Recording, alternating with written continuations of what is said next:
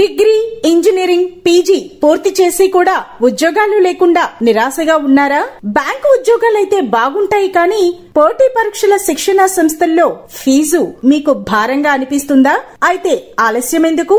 మన వెనిగండ్ల ప్రక్కనే ఉన్న కౌండిన్యపురంలోని కౌండిన్య ఐఏఎస్ అకాడమీలో హైదరాబాద్ నుండి అత్యున్నతమైన ఫ్యాకల్టీతో ఆర్థిక భారం మోయలేని వారికి సేవాభావంతో లాభాపేక్ష లేకుండా కేవలం మంచి ఫ్యాకల్టీతో అతి తక్కువ ఫీజుతో నిర్వహించబడుతున్న మన ఐఏఎస్ అకాడమీలో చేరండి, చేర్పించండి, ఉద్యోగం సాధించండి.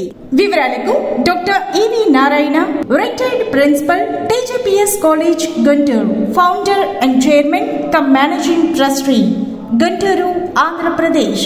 Cell number 9966112933.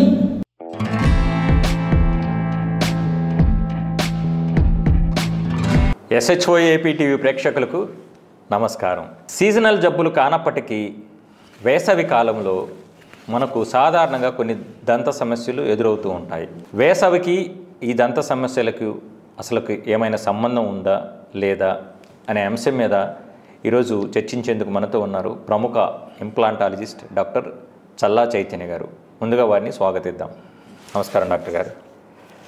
వేసవి కాలం ఇప్పుడు మనం దాదాపు 3-4 నెలలు తీసుకుంటే కనుక సార్, ఈ వేసవి కాలం నోటి ఆరోగ్యాన్ని ఏ మేరకు ప్రభావితం చేస్తుందంటారు? ఎస్ సార్, జనరల్గా వేసవి కాలంలో మనకి కొంచెం వేడి ఎక్కువ ఉంటుంది అంటాం సార్. జనరల్గా ఇప్పుడు చెమట రావటం, స్వెటింగ్ ఎక్కువ ఉంటుంది, వేడి ఎక్కువ ఉంటుంది. మనం జనరల్గా ఫిజికల్ ఎక్సర్సైజులు చేయటం కానీ లేకపోతే వర్కౌట్స్ చేయటం కానీ జిమ్లో చేయటం, బయట వాకింగ్ రన్నింగ్ చేసేటప్పుడు వచ్చే స్వెటింగ్ వేరు సార్. దానిలో ఏంటంటే మనలోని బాడీలో ఉన్న టాక్సిక్స్ బయటికి రావటం, విల్ ఫీల్ మోర్ ఫ్రెష్ అనమాట. అది ఇర్రెస్పెక్ట్ ఆఫ్ ద సీజన్స్ అలాంటి స్వెట్టింగ్ అనేది ఎవరికైనా ఫ్రెష్గా ఫీల్ అయ్యి దే ఫీల్ మోర్ రిఫ్రెషింగ్గా ఉంటుంది, చాలా కాన్ఫిడెన్స్ బూస్టప్ అనేది జరుగుతుంది. బట్ వేరాజ్ ఈ సమ్మర్ సీజన్ వచ్చేసి మనకి యూవీ రేడియేషన్ ఎక్కువ ఉండి ఈ వేడి కిరణాలు ఎక్కువ ఉండటం వల్ల ఒకసారి ఏసీ గదుల్లో కూర్చున్నా సరే లేదా నార్మల్గా మన రొటీన్ వర్క్స్ చేసుకుంటున్నా ఎండకంత ఎక్స్పోజ్ కాకపోయినా మన బాడీలో వేడి అనేది జనరల్గా ప్రొడ్యూస్ అవుతుంది. దానివల్ల వచ్చే స్వెట్టింగ్ వల్ల ఏంటంటే కొంచెం ఇబ్బందులు అనేవి తలెత్తుతాయి సార్. ఎలాంటి ఇబ్బందులు అంటే సరైన జాగ్రత్తలు తీసుకోకపోతే మన ఎలక్ట్రోలైట్ ఇంబ్యాలెన్స్ అనేది జరుగుతుంది బాడీలో. It's a physiological process. అది ఎట్లా అంటే మనకి స్వెట్టింగ్ ఎక్కువ అవటం వల్ల మెయిన్ కొన్ని పొటాషియం, సోడియం ఏవైతే ఇంపార్టెంట్ థింగ్స్ ఉంటాయో మన బాడీలో ఆ స్వెట్ రూపంలో బయటకు వస్తూ ఉంటాయి. ఈవెన్ దో మనం వర్కౌట్ చేయకపోయినా లేకపోతే ఫిజికల్ ఎక్సర్సైజ్ ఎక్కువ చేయకపోయినా కూడా ఇలా వేసవకాలంలో వచ్చే స్వెట్టింగ్ వలన ఈ ఎలక్ట్రోలైట్ ఇంబ్యాలెన్స్ అనేది నడుస్తుంది సార్. ఇది పొటాషియం, సోడియం లెవెల్స్ తగ్గటం, వీటి వల్ల ఏమవుతుంది జనరల్గా మనకు కొంచెం మజిల్ క్రాంప్స్ అనేవి వస్తాయి. ఆ మజిల్ క్రాంప్స్ ద్వారా జనరల్గా జాయింట్ డిజార్డర్స్ రావటం, జాయింట్ పెయిన్స్ రావటం. సో నోటి ఆరోగ్యానికి తీసుకుంటే మనకి ఫేషియల్ మజిల్స్లో ఒక 4 రకాల మజిల్స్ ఉంటాయి సార్. బక్సినేట్ మజిల్ అని చెప్పేసి, మెసెటర్ మజిల్ అనేసి, ఇట్లా మజిల్స్ ఎట్లయితే బాడీలో మజిల్స్ క్రాంప్స్ వస్తాయో కొంతమంది నోటి ఆరోగ్యంలో కూడా మనకి నోట్లో ఉన్న మజిల్స్ కూడా క్రాంప్స్ ఉంటాయి. దానివల్ల joint disorders, so temporomandibular joints కూడా డిజార్డర్ అయ్యే అవకాశాలు ఉంటాయి. సో ఇలాంటి ఇంబ్యాలెన్సెస్ వలన జనరల్గా బాడీలో వచ్చే జాయింట్ డిజార్డర్స్తో పాటు నోటి మీద కూడా ఎఫెక్ట్ పడుతుంది సార్. సో మీరు అనేది ఏంటంటే ఓవరాల్గా ఎలక్ట్రోలైట్స్ ఇంబ్యాలెన్స్ వలన, ఈ డీహైడ్రేషన్ రూపంలో జరిగే ఎలక్ట్రోలైట్స్ ఇంబ్యాలెన్స్ వల్ల శరీరంలో ఇతరత్ర కండరాల్లో వచ్చే సమస్యలు ఎలాగ ఉంటాయో నోటి కండరాల్లో కూడా అలాంటి సమస్యలు సంభవించే అవకాశం ఉందని మీరు అంటారు. Absolutely, very nice sir. ఇప్పుడు డ్రై మౌత్ సార్, సమ్మర్లో ఈ సమస్య మరీ ఎక్కువగా ఉంటుంది, నోరు పొడిబారుతూ ఉంటుంది. ఇది డీహైడ్రేషన్ వల్ల కావచ్చు లేదా తక్కువ వాటర్ తీసుకోవటం వల్ల కావచ్చు, ఇది ప్రధానంగా సంభవించే సమస్య. సో వేసవి కాలంలో ఈ నోరు పొడిబారకుండా ఉండాలంటే ఎలాంటి జాగ్రత్తలు తీసుకోవాలి, లేదా ఒకవేళ ఈ సమస్య ఉన్నట్లయితే దీన్ని ఎలా అధిగమించాలంటారు? Sir, it's a very common problem in summer sir. ఇది డ్రై మౌత్ అనేది. దాని డ్రై మౌత్ వల్ల అల్సర్స్ రావటం. సో జనరల్గా ఇట్స్ అన్ ఇంటర్లింక్డ్గా కొన్ని కండిషన్స్ అనేవి ఏర్పడతాయి. It's a very simple thing. ఎవరిని అడిగినా, ఒక లేమ్యాన్ అడిగినా కూడా చెప్తారు డ్రై మౌత్ ఉందంటే కొంచెం వాటర్ ఎక్కువ తాగకుండా, స్టే హైడ్రేటెడ్ అంటాం. సో కొంచెం ఫ్రూట్ జ్యూసెస్ ఎక్కువ తాగటం, అంటే వాటర్ మెలన్, కుకుంబర్ లాంటివి కొంచెం షుగర్ ఫ్రీ కండిషన్స్ తీసుకుంటే కొంచెం బెటర్గా మోర్ హైడ్రేటెడ్గా ఉంటే జనరల్గా సెట్ అవుతుంది సార్.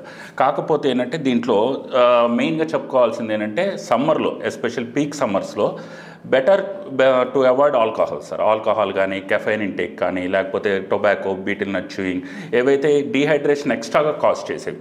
జనరల్గా మనం ఎంత హెల్తీ ఫుడ్ తీసుకుంటున్నా సమ్మర్లో ఈ కిరణాల వలన మనకు వచ్చే స్వెట్టింగ్ వచ్చే డీహైడ్రేషన్తో పాటు ఈ ఎక్స్ట్రా ఇంటేక్ తీసుకుంటే ఇంకా ఎక్కువ డీహైడ్రేషన్ అవకాశాలు ఉంటాయి. దానివల్ల డ్రై మౌత్ ఎక్కువ ఫామ్ అవటం, అల్సర్స్ ఫామ్ అవటం, ఇంకా ఇతరత్ర వేరే సమస్యలు ఉంటాయి. సో వాటి అవాయిడేషన్ కోసం కేవలం ఏంటంటే హైడ్రేట్ చేయటం ఎంత ఇంపార్టెంటో, సేమ్ టైం ఈ డీహైడ్రేషన్ కలిగించేటటువంటి కండిషన్స్ని మనం అవాయిడ్ చేయడం కూడా అంతే ఇంపార్టెంట్ సార్. తద్వారా జాగ్రత్తలు తీసుకుంటే సరిపోతుంది. Very nice sir. ఇటీవల నేను ఒక చిన్న మినీ కవిత కూడా రాశాను సార్. భూతాపం గురించి ఒకటి రాశాను సార్. ప్లీజ్. భూమాతకు జ్వరం వచ్చింది, ఓకే, త్వరగా చెట్లు నాటండి.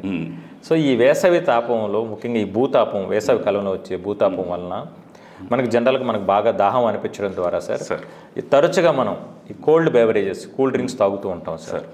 సో దీని వలన, ఈ కూల్ డ్రింక్స్ తాగటం వలన మన పళ్ళకు ముఖ్యంగా ఏమైనా నష్టం చేకూరే అవకాశం ఉందంటారా? ఈ జనరల్గా మనకి అర్జ్ అనేది ఎక్కువ ఉంటుంది, క్రావింగ్ ఎక్కువ ఉంటుంది. క్రావ్స్ అనేవి ఏది కొంచెం షుగర్ సబ్స్టెన్సెస్ తీసుకోవాలని, చల్లటి పదార్థాలు తీసుకోవాలని, ఉట్టి చల్లటి మంచినీళ్ళు తాగినా కూడా ఒకసారి మనం సాటిస్ఫై కామ్. ఇప్పుడున్న ఈ రేడియేషన్ కానీ, లేకపోతే ఈ టూ మచ్ టెంపరేచర్స్ వల్ల ఓన్లీ చల్లటి పదార్థాలు తీసుకున్నా కూడా మనం ఒకసారి మన అర్జ్ అనేది సాటిస్ఫై అవ్వదు సార్. సో ఆబ్వియస్లీ కొంచెం షుగర్ కంటెంట్ ఉన్నాయి, ఎక్కువ తీసుకోవడానికి ఇష్టపడతాం. ఆ షుగర్ కంటెంట్ ఎక్కువ తీసుకోవడానికి ఇష్టపడినప్పుడు బాగానే ఉంటుంది, అప్పటికి సాటిస్ఫై అవుతాం. బట్ దానివల్ల వచ్చే పరిణామాలు ఏంటంటే జనరల్గా దానిలో ఉన్న యాసిడ్ కంటెంట్ కానీ, లేకపోతే దానిలో ఉన్న ఈ షుగరీ సబ్స్టెన్సెస్, అతుక్కునే పదార్థాలు కండిషన్స్ ఉంటాయి. ఆ అతుక్కునే కండిషన్స్ ఏర్పడినప్పుడు మనకి క్యావిటీస్ ఫామ్ అవుతాయి. జనరల్ వింటర్ సీజన్లో వచ్చిన కండిషనే. సో జనరల్గా మేమేం చెప్తామంటే, మీరు ఒకవేళ మిల్క్ షేక్స్ తాగినా, కూల్ డ్రింక్స్ తాగినా, లేకపోతే ఏదైనా ఈవెన్ బటర్ మిల్క్స్ తాగినా కూడా ఓన్లీ థింగ్ చెప్పేది ఏంటంటే స్ట్రా వేసుకొని తాగితే బెటర్ సార్. సో దట్ ఏంటంటే మనం కాంటాక్ట్ విత్ ద టీత్ అనేది తగ్గించగలుగుతాం. స్ట్రా తీసుకొని తాగితే బెటర్. ఈవెన్ మిల్క్ షేక్స్ అయినా, లేకపోతే ఏ చల్లటి పదార్థాలైనా, ఎందుకంటే డైరెక్ట్గా గొంతులోకి వెళ్తుంది, మన అర్జ్ క్రావింగ్స్ కూడా సాటిస్ఫై అవుతాయి. ఒకవేళ స్ట్రా లేని పక్షులైనా చిన్నగా సిప్ చేయాల్సి, ఒకేసారి తీసుకోకుండా చిన్నగా సిప్ చేసినా కానీ అది మినిమైజ్ చేయాలి. ఒకవేళ లేదంటే టూత్ మొత్తం ఎక్స్పోజ్ అయింది అనుకోండి, మనకి తింటానే దౌడు పళ్ళు, ముందు పళ్ళు ఏంటంటే ఎనామిల్ ఎరోజన్ అనేది స్లోగా తెలుస్తూ ఉంటుంది. సమ్మర్ అయిపోయిన తర్వాత నెమ్మదిగా మాన్సూన్ తర్వాత వింటర్ సీజన్ రావడంతో ఈ ఎరోజన్ అప్పుడు ఎఫెక్ట్ పడే అవకాశాలు ఉంటాయి. Very good sir. ఇప్పుడు సార్ ఇంతకుముందు మీరు చెప్పారు ఈ వేసవి కాలంలో షుగర్ తీసుకోవాలనే అర్జీవ్ ఏదైతే ఉంటుంది, ఏదైతే మీరు హై షుగర్ డైట్ చెప్తున్నారో, ఈ హై షుగర్ డైట్ తీసుకోవటం వలన ఓరల్ బయోఫిల్ ఫామ్ అయ్యే అవకాశం ఏమైనా ఉందంటారా? ఈ పాచి పట్టడం లాంటిది ఏమైనా జరిగే అవకాశం ఉందంటారా? Definitely sir. ఇక్కడ కొంచెం on subject point of view చూసుకుంటే, ఈ సమ్మర్లో ఏంటంటే చాలామంది మనకి తెలుసో తెలియకో, ఇంటెన్షనల్ ఆర్ అన్ఇంటెన్షనల్లీ ఈ హై షుగర్ సమ్మర్ డైట్ అనేది తీసుకుంటూ ఉంటాం. అది చిన్నపిల్లల నుంచి పెద్దవాళ్ళ దగ్గర ఎంత అవాయిడ్ చేయడానికి ట్రై చేసినా కూడా. సో అక్కడ ఏమవుతుందంటే ఈ స్ట్రెప్టోకోకస్ మ్యూటన్స్ అనే ఒక బ్యాక్టీరియా ఉంటుంది సార్. ఈ షుగర్ అనేది డైరెక్ట్ ఎనర్జీ సోర్స్ అవుతుంది ఓరల్ బ్యాక్టీరియాకి. అంటే స్ట్రెప్టోకోకస్ మ్యూటన్స్ అనేది one of the bacteria, but so many bacteria will be there in the oral cavities. So ఈ డైరెక్ట్ ఎనర్జీ సోర్స్ ఇచ్చినట్టు అవుద్ది. సో తన రీప్రొడక్టివ్ సిస్టమ్ కానీ, తన ఫర్దర్గా రిప్లికేట్ అవడానికి ఎక్కువ అవకాశం ఇచ్చిన వాళ్ళం అవుతాం మనం. ఇప్పుడు జనరల్ వింటర్ సీజన్లో ఎలా అయితే జ్వరాలు ఎక్కువ వస్తాయి, లేకపోతే కొంచెం కాంప్రమైజ్ అవుతాం హెల్త్లో, నోరు కూడా ఏంటంటే అట్లాంటి ఎన్విరాన్మెంట్ క్రియేట్ చేసినప్పుడు ఈ బ్యాక్టీరియా బాగా వృద్ధి చెంది ఫర్దర్గా ప్రాబ్లమ్స్ అవుతాయి సార్. సో అందుకని మేము చెప్పేది ఏంటంటే షుగర్ ఫ్రీ కంటెంట్ని వాడితే బెటర్ సార్. కానీ మనం ఏదైతే వద్దంటామో అదే తింటాము. ఇటీవల కాలంలో మనం ఏవైతే తినకూడదో, ఇప్పుడు మనం ఎప్పటి నుంచి మన సాంప్రదాయక ఆహార పదార్థాలను ఎప్పుడో దూరం పెట్టేసాం. ఇప్పుడున్న ఫాస్ట్ ఫుడ్లు అంటున్నాము, పిజ్జాలు అంటున్నాము, బర్గర్లు అంటున్నాము, షుగర్ క్యాండీలు అంటున్నాం, ఏదేదో రకరకాల తినకూడని అన్నీ తింటున్నాం సార్. అది దురదృష్టవశాత్తు అది జరుగుతూ ఉంది సార్. ఈ వేసవిలో నోటి ఆరోగ్యాన్ని పెంపొందించుకోవడానికి ముఖ్యంగా ఎలాంటి షుగర్తో పాటు ఎలాంటి ఆహార పదార్థాలకు మనం దూరంగా ఉండాలి సార్? Exactly sir. ఇందాక మనం చెప్పుకున్న దానికి చిన్న ఎక్స్టెన్షన్ చెప్తాను సార్. ఆ బయోఫిలిం అన్న వర్డ్ యూజ్ చేశారు కదా సార్, ఇట్స్ అబ్సల్యూట్లీ పర్ఫెక్ట్ అనమాట. దాన్ని ఏంటంటే మా భాషలో డెంటల్ ప్లాక్ అంటాం. ఈ షుగర్ ఫ్రీ షుగర్ కంటెంట్ ఉన్నటువంటి ఫుడ్స్ ఎక్కువ తీసుకున్నప్పుడు ఏంటంటే ఆ క్యావిటీస్ ఎక్కువ ఫామ్ అవ్వకపోవచ్చు సమ్మర్లో వెంటనే, కాకపోతే ప్లాక్ అంటాం. ఒక స్టిక్కీ ఫిలిం అనేది పంటి పైన ఒక పాచిలాగా ఏర్పడుతుంది. అది బాగానే ఉంది కదా అనుకుంటారు చాలామంది, అంటే పెయిన్ ఉండదు, లేకపోతే వేరే ఇతరత్ర సమస్యలు ఏమి ఉండవు. బట్ వన్స్ ఒకసారి ఆ ఫిలిం బయటికి తీసామనుకోండి, ఆ పాచ్ అనేది బయటికి తీసి అప్పుడు సెన్సిటివిటీ అనేది స్టార్ట్ అవుతుంది. సో బెటర్ ఏంటంటే ఆ స్టిక్కీ ఫిలిం ఫామ్ అవ్వకుండా తీసుకునే జాగ్రత్తలు తీసుకుంటే బెటర్ సార్. రెండోది ఎలాంటివి అవాయిడ్ చేయాలి. జనరల్గా మనం ఇందాక అనుకున్నట్టు షుగరీ డ్రింక్స్ని మనం అవాయిడ్ చేయాలి sir. Especially like cool drinks, కొంతవరకు కూల్ డ్రింక్స్ అవాయిడ్ చేయడమే బెటర్ సార్. దానిలో ఉన్న యాసిడ్ కంటెంట్ ఏంటంటే ఎనామిల్ ఎరోజన్ అనేది ఫామ్ అవుతుంది. అప్పటికి మనం సాటిస్ఫై అయినా కూడా ఫర్దర్గా ఇబ్బందులు వచ్చే అవకాశాలు ఉంటాయి. లేదా ప్యాకేజ్డ్ జ్యూసెస్ అంటాం, ఇప్పుడు ప్యాకెట్స్లో వస్తున్నాయి, టిన్స్లో వస్తున్నాయి, వాటిని కూడా అవాయిడ్ చేస్తే బెటర్. ఏదైనా చల్లటి ముందు అవాయిడ్ చేయమంటారు వీలైనంత వరకు. చల్లటి షుగర్ కంటెంట్ ఉన్న చల్లటి అవాయిడ్ చేయాలి సార్.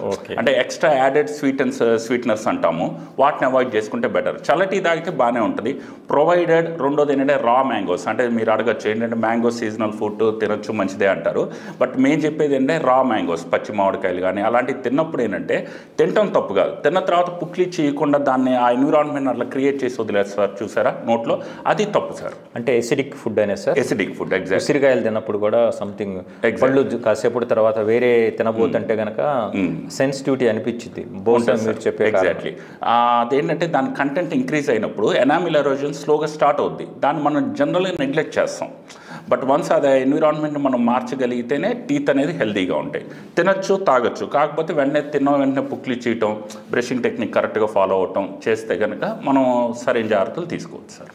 Very good sir. ఇక చిన్నపిల్లల విషయానికి వస్తే కనుక సార్, వేసవిలో ఎక్కువగా ఈ కూల్ డ్రింక్స్ తాగడంలో కానీ లేదా స్వీట్ పదార్థాలు తినడంలో పెద్దవాళ్ళతో పోలిస్తే చిన్నపిల్లల విషయంలో నియంత్రణ తక్కువగా ఉంటుంది. వాళ్ళు ఎక్కువ కంట్రోల్లో లేకుండా చేస్తూ ఉంటారు ఇవన్నీ. సో చిన్నపిల్లల విషయం తీసుకుంటే కనుక ఈ వేసవి కాలం వాళ్ళ దంతారోగ్యాన్ని ఏమైనా కాంప్రమైజ్ చేస్తుందా? Yes sir. ఇక్కడ నేను కొంచెం అవుట్ ఆఫ్ సబ్జెక్ట్ వెళ్తాను సార్, ఎందుకంటే ప్రాక్టికల్ పాయింట్ ఆఫ్ వ్యూలో మాట్లాడతాను. జనరల్గా చిన్నపిల్లలకి వేసవి సెలవులకి చాలా అవినాభావ సంబంధం ఉంది అని వింటూ ఉంటాం. అంటే సమ్మర్ హాలిడేస్ అనగానే వాళ్ళు వెకేషన్స్ అంటే మెయిన్గా ఏంటంటే గ్రౌండ్స్కి వెళ్ళి ఆడుకోవటం, బయట ఆడుకోవటం అనేది చేస్తూ ఉంటారు. ఒక ప్లేయింగ్ సీజన్ లాగా చూస్తారు వాళ్ళు సమ్మర్ సీజన్ అనేది. సో జనరల్గా ఏమవుద్దంటే మనం గ్రౌండ్కి వెళ్ళి ఆడుకున్నప్పుడు జనరల్ పేరెంట్స్ కూడా రిలాక్స్ అవుతారు ఇళ్ళల్లో. సో ఆ ఆటల్లో ఏంటంటే మనకి చిన్న చిన్న దెబ్బలు తగులుతాయి, కింద పట్టడం, మీద పట్టడం, అట్లా చిన్న దెబ్బలు అనేవి కామన్. బట్ ఎస్పెషల్లీ కొంచెం ఆ గ్రేడ్ పెరిగింది అనుకోండి, కొంచెం ముందుకు పట్టడం, సేమ్ ఎట్లయితే మన ఒంటి మీద దెబ్బలు తగిలించుకుంటారు చిన్నపిల్లలు, అట్లానే పంటి మీద కూడా పడతాయి సార్. ఇప్పుడు క్రికెట్ ఆడేరు బాల్ తగిలి కొంచెం పన్ను ఊడటమో లేకపోతే పన్ను చిప్ ఆఫ్ అవటమో జరుగుద్ది. జనరల్గా 6 నుంచి 12 సంవత్సరాల వరకు పాల పళ్ళు ఊడిపోయి శాశ్వత దంతాలు వచ్చే టైం సార్. జనరల్గా ఆ టైంలో వచ్చే శాశ్వత దంతాలు కూడా బాగా స్ట్రెంత్ ఉండవు. సో ఆబ్వియస్లీ అవి కూడా ఊడే ఛాన్సెస్ ఎక్కువగా ఉంటాయి, తగలరాని చోట తగిలితే కనుక. పాల దంతాలు ఊడిపోవటానికి రెడీగా ఉంటాయి. సో ఇక్కడ ఓవరాల్ కాన్సెప్ట్ చూసుకుంటే 6 నుంచి 12-14 సంవత్సరాల మధ్యలో పిల్లలు ఎక్కువగా ఆసక్తి చూపిస్తుంటారు బయటికి వెళ్ళి ఆడటానికి. ఆడేటప్పుడు శాశ్వత దంతాలు ఫుల్ ప్లెడ్జ్డ్ స్ట్రెంత్ ఉండవు, పాల పళ్ళు ఊడిపోవడానికి రెడీగా ఉంటాయి. సో జనరల్గా అలా ఊడిని అనుకోండి, చాలామంది పేరెంట్స్ ఏమనుకుంటారు, సరే ఊడిందిలే ఏముందిలే మళ్ళీ శాశ్వత దంతాలు వస్తాయి కదా అనుకుంటారు. కానీ దాని ఎఫెక్ట్ డెఫినెట్గా ఉంటుంది సార్. అంటే చిన్న బోను మళ్ళీ పెద్ద పళ్ళు, లేదా పెద్ద పళ్ళు చిన్న బోన్ లాగా కండిషన్ వైస్ వర్సా ఉంటాయి. సో నేను ఇచ్చే సలహా ఏంటంటే చిన్నపిల్లల్లో కూడా బయట ఆడుకునేటప్పుడు వాళ్ళు దెబ్బలు తగిలించుకున్నా కూడా పొరపాటున, అది మన చేతిలో ఉండదు సార్, తగిలించున్నా కూడా దానికి తగ్గ స్పేస్ మెయింటెనెన్స్ అని చెప్పేసి దానికి తగ్గ ట్రీట్మెంట్ చేయించుకోగలిగితే ఫర్దర్గా మనం వాళ్ళకి వచ్చే కాంప్లికేషన్స్ని మనం అవాయిడ్ చేయొచ్చు సార్. Very good sir.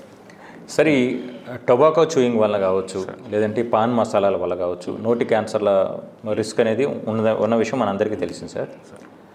ఇతరత్ర వేరే కారణాలు ఏవైనా కావచ్చు, వేసవి కాలంలో ముఖ్యంగా ఈ వేసవి కాలాన్ని పరిగణలో తీసుకుంటే నోటి క్యాన్సర్ల రిస్క్ వేసవి కాలంలో ఎక్కువగా ఉండే అవకాశం ఉందా? Exactly sir. లాస్ట్ టైం మనం ఒక వీడియోలో మాట్లాడుకున్నట్టు నోటి క్యాన్సర్స్లో ఈ యూవీ రేడియేషన్ కాన్సెప్ట్ ఉంటుంది సార్. యూవీ రేడియేషన్స్ ఎక్కువ ఉన్నప్పుడు ఏంటంటే సమ్మర్లో ఇంకా ఎక్కువ రేడియేషన్కి ఎక్స్పోజ్ అవుతాం.